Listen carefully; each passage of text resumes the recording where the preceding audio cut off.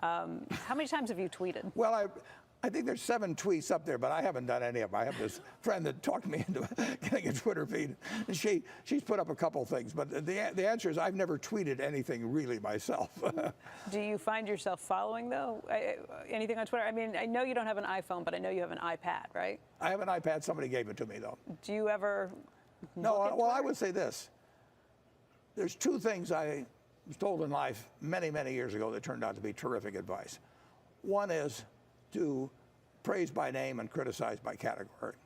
Somebody told me that 40 years ago. And Tom Murphy, 40 years ago, said, Warren, you can always tell somebody to go to hell tomorrow. You haven't lost the option. Both of those pieces of advice have been very good. And I would say that both email and Twitter really can cause you to stray from that very easily. Because if you can just whack out something, it's very easy to tell somebody to go to hell in 10 seconds if you get mad at them. And the very act of having that available instead of writing a letter or doing something of the sort, I think has made a lot more things come out of the people shouldn't have said. I think they do better following my philosophy, but I think it's harder to do that if you can tweet something out in 5 seconds or go to email and say, do the same thing. So how often do you think that guy's an asshole but not tell him? Sometimes you really do feel differently the next day, and you haven't lost the option. How many times have you had to use your own advice? A fair number of times. Yeah. Is that a more important lesson in business or in life? But it's very important both places. I think, who was it, Kierkegaard that said life can only be understood backwards, but it must be lived forwards, basically. And you do learn about a lot of dumb things, including writing letters in the past, but now including tweeting and emails. I mean, your first impulse is not necessarily your best course of action. Is that why you don't email and you don't tweet? Well, it's probably just because I'm inept, but that is a good rule not to. But it's a good rule to follow.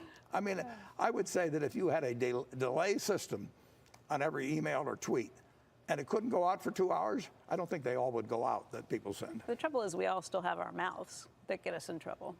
Yeah, it really is a mistake to give an instant reaction, to everything that comes along, because you're going to have some things that are irritating for one reason or another.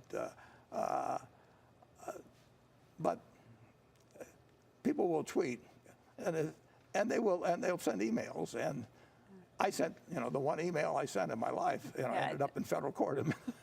Tell people about that. What was that email? Well, what happened is that Jeff Rakes, a friend of mine from Nebraska, was in a top position at Microsoft, and in the 1990s, on my one email, he emailed and said, doesn't Microsoft meet all your tests for a wonderful business, and laid out some reasons, and I emailed him back as to why I didn't buy Microsoft. And I also threw in some comments on Nebraska football. Well, I guess the U.S. government decided this email that he'd sent me or I sent him had some meaning in terms of Microsoft's position in the economy.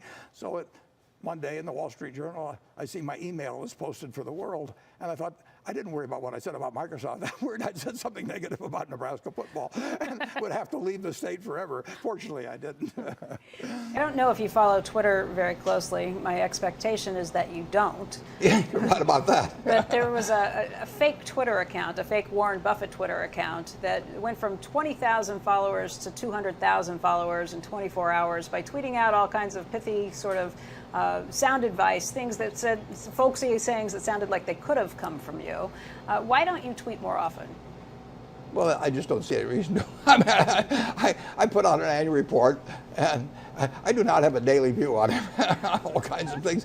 And maybe I've got a guy in this copycat or imitator. Maybe he's putting out better stuff than I would. So if he puts out enough good advice, I'll take credit for it.